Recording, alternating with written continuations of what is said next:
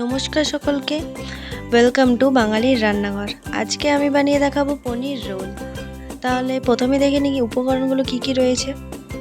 এখানে প্রথমেই নিয়ে নিয়েছি 5টা বড় সাইজের পেঁয়াজ, একটা গাজর, একটা ক্যাপসিকাম আর একটা টমেটো। সবজিগুলো আমার ভালোভাবে কাটা হয়ে গেছে। এখানে আমি 400 গ্রাম পনির নিয়েছি, এবার পনিরগুলোকেও ভালোভাবে কেটে নিয়েছি। এরপর এটাকে এক সাইডে রেখে দেবো।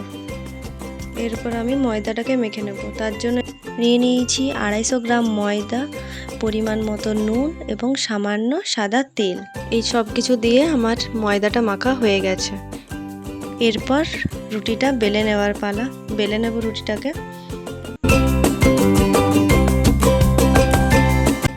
বেলা হয়ে গেছে সব রুটিগুলো। এবারে আমি এখানে তাওয়াতে সামান্য সাদা তেল দিয়ে আমি এই সব রুটিগুলোকে একের পর এক সেঁকে নেব।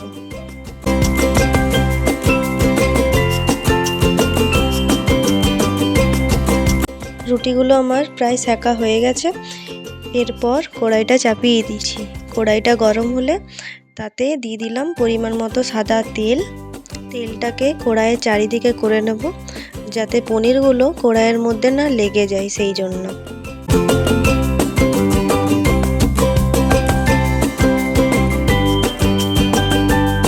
এবারে আমি পনিরগুলোকে দিয়ে দেব।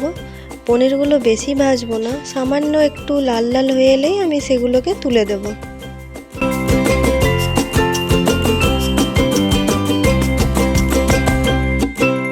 পনিরগুলো ভাজা কমপ্লিট। এরপর আমি আবার কড়াইয়ে সামান্য সাদা তেল দিয়ে তাতে সব রকম সবজি দিয়ে দিলাম, গাজর, টমেটো, ক্যাপসিকাম।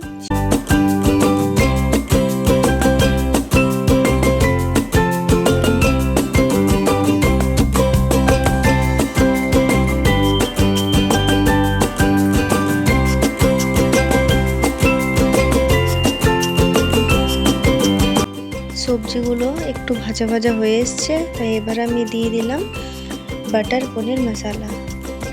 মশলাটা ভালোভাবে সবজির সাথে মিক্স করে নেব। এরপর আমি দিয়ে দেবো সামান্য পরিমাণে জল, যাতে সব সবজিগুলো সেদ্ধ হয়ে যায় তার জন্য। এরপর আমি দেব সয়া সস। আপনারা চাইলে দিতেও পারেন, আবার নাও দিতে পারেন।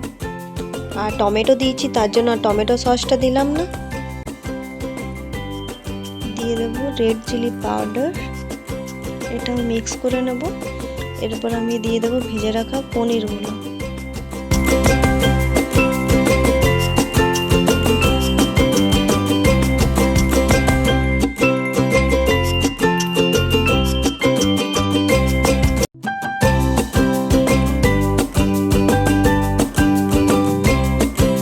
টেস্টের জন্য দিয়ে দেব 1 চামচ পরিমাণ বাটার ও গরম মশলা। এরপর সব কিছু ভালোভাবে মিশিয়ে নেব।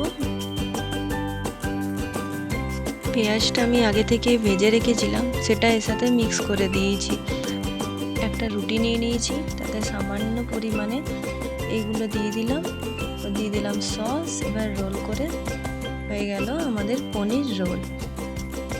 আমার ভিডিওটা ভালো লাগলে লাইক, কমেন্ট, শেয়ার করবেন। চ্যানেলে নতুন হয়ে থাকলে চ্যানেলটাকে সাবস্ক্রাইব করে দেবেন।